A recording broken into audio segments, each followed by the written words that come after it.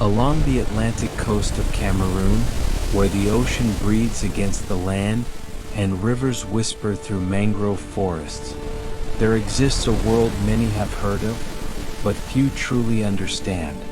A world of water spirits, ancient rituals, and traditions passed down through generations.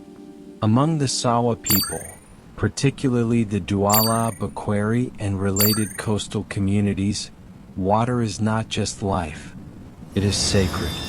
This is the untold story of Sawa water spirit rituals.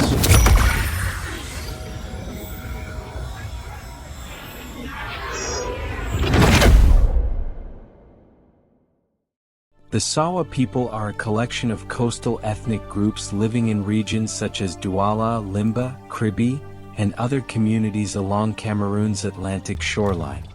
For centuries, they were known as skilled traders, fishermen, canoe builders, and navigators who mastered the rivers, estuaries, and open sea. Their lives were deeply connected to water, which provided food, transportation, trade routes, and wealth through commerce with neighboring communities and foreign merchants. But beyond trade and survival, water held profound spiritual significance. To the Sawa, rivers, oceans, and creeks are not empty spaces to be crossed carelessly. They are believed to be inhabited by unseen forces, ancestral spirits, and mystical beings.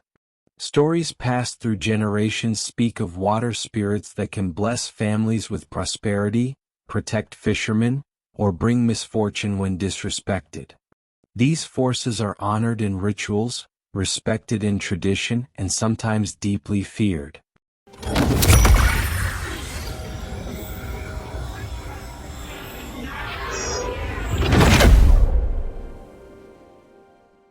In Sawa tradition, water spirits, often referred to as Miengu or Jengu, are believed to dwell beneath the surface of rivers, lakes, and the ocean. They are often described as beautiful, powerful, protective, yet highly unpredictable beings. Some people portray them as mermaid-like figures with extraordinary beauty, while others believe they are ancestral spirits deeply connected to the water world. According to traditional beliefs, these spirits can bring blessings, wealth, fertility, and healing to those they favor. They are also believed to protect entire communities. However, they can punish disrespect, greed, or wrongdoing. Because of their power and mystery, rituals and offerings became necessary.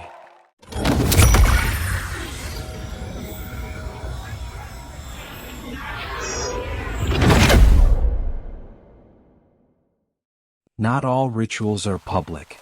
In fact, many are intentionally hidden, passed only to initiates. But some elements are known. Ceremonies often take place near rivers, on beaches, or deep in sacred groves. Participants may wear white garments, symbolizing purity, beads and traditional ornaments. Offerings are made, food, palm wine, music and dance.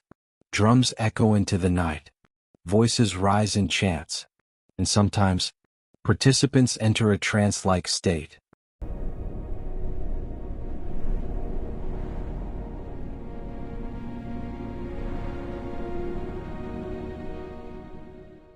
In Limba, an old fisherman once told a story passed down in his family. He spoke of a young woman who disappeared near the water for days. When she returned, she was not the same. She claimed she had been taken beneath the water, not by force, but by invitation. She spoke of a world below, songs without instruments, light without fire. Soon after, she became known for healing abilities. Villagers would come to her with sickness, and many claimed to leave restored. Was it belief? Was it coincidence? Or something deeper? No one could say for sure.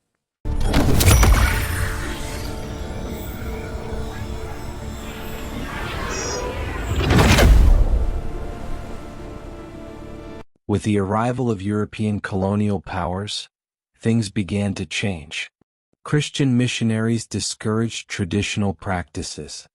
Some rituals were labeled as superstition, or even forbidden.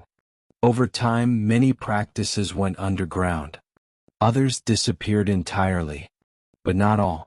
Because culture does not vanish easily. It adapts.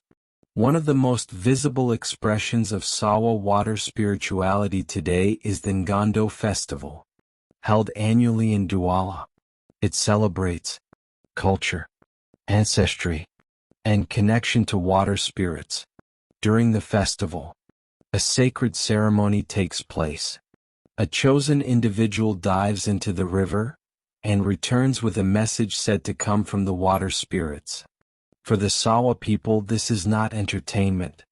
It is communication.